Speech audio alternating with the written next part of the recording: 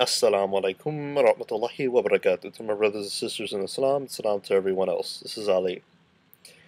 This is going to be a response to JasperAvi in his video, The Argument from Meaninglessness for Atheism. Now, Avi, your argument is based on a criticism from Friedrich Nietzsche regarding the meaninglessness of metaphysical language, especially in relation to the concept of God or gods. You argue that the problem is, and I quote, that these definitions, categorizations, qualities, and elaborations are all being spoken about as the negations of things that we are aware of. That is, God or the supernatural are not given positive, realistic, distinct qualities. All of the characteristics that are espoused by the religious, by the believer, by the defender of these ideas are out of the reach of our understanding. You then go on to ask, and I quote, how could one legitimately claim to have a steadfast belief in a thing that has no qualities they can conceptualize? And finally, you claim that one would either be dishonest or delving into a realm of wild incoherence to make a positive assertion regarding belief in any such thing. Now, before I go on, I will agree with you on one point you made in your video, and that is that one cannot believe in something that we have no capacity to operate on referentially. However, I will have to disagree with you and Nietzsche regarding your attacks on metaphysical terminology.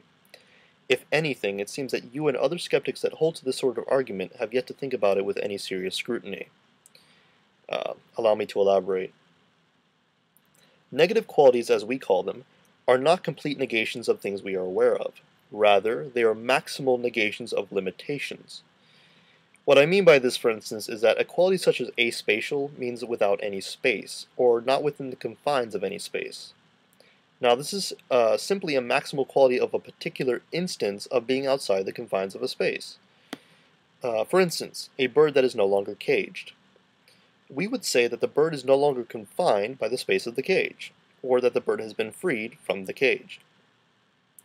Now, you say that the maximal quality has no meaning, based on the two reasons you outlined.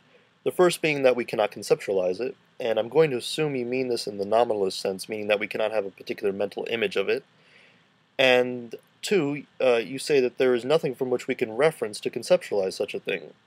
However, I have just shown from my previous example that neither of your criticisms holds any water. For starters, simply because we cannot form a mental image of a thing does not necessitate that we do not understand it. For instance, can you understand a concept such as a million-sided shape? Of course you can understand what a million-sided shape is. You understand it on the basis that you understand the quantity of a million and the side of a shape. You may not have a complete mental image of this object, but by reference of other objects that you can fully conceptualize, it becomes meaningful to a degree. There are other such concepts that we cannot fully conceptualize, such as the past.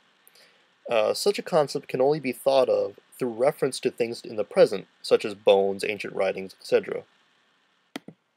So, going back to my caged bird example and how it shows the meaningfulness of aspatiality. Since I can conceptualize the lack of spatial limitation of a bird from its cage, I understand a particular sort of aspatiality. So not only do we have a reference, but as I explained earlier, there is no necessity for me to have to fully conceptualize complete aspatiality to understand what it means to some degree. And I suggest not arguing that one must have a complete conceptualization of something in order to understand it, since then that would undermine most of the knowledge that we seem to have. For instance, I'm pretty certain you understand what all matter means, even though you cannot conceptualize all the matter in the universe. I'm also pretty certain that you, to some degree, understand other concepts as well, such as love, causation, equality, humanity, etc., without fully conceptualizing what they are. And if you can understand all the concepts that I have just mentioned, then you should have no problem understanding such concepts as all-powerful, all-knowledgeable, and all-good, which are just three of God's negative attributes.